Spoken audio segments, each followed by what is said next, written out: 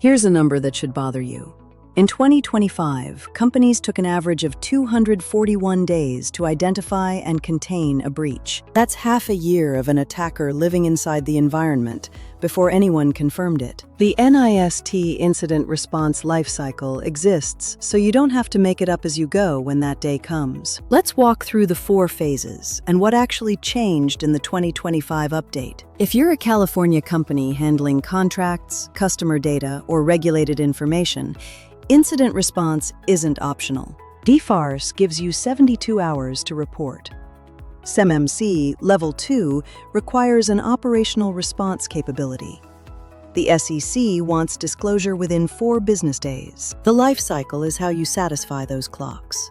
Phase 1 is preparation. You build the plan, the team, the tools, and the muscle memory before anything goes wrong. This is the only phase that happens entirely before an incident, and it's the one most lean teams skip.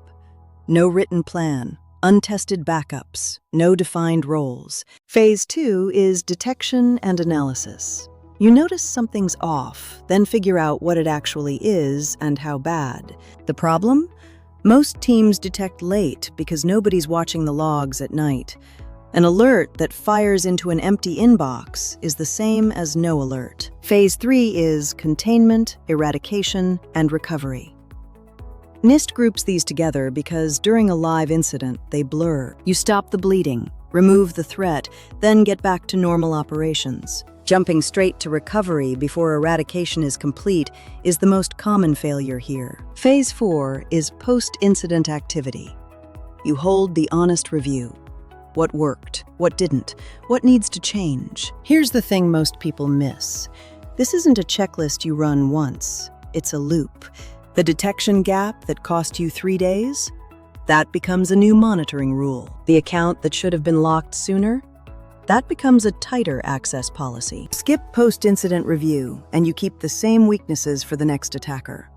Who's going to find them the same way the last one did? Run it well, and every incident, even a painful one, makes the next response faster. One more thing.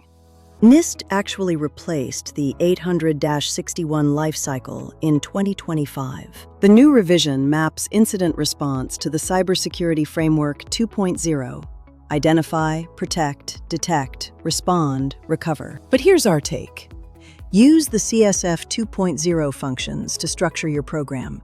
Keep the 4 phases as the mental model your responders actually run during an incident. The new revision doesn't break the old one.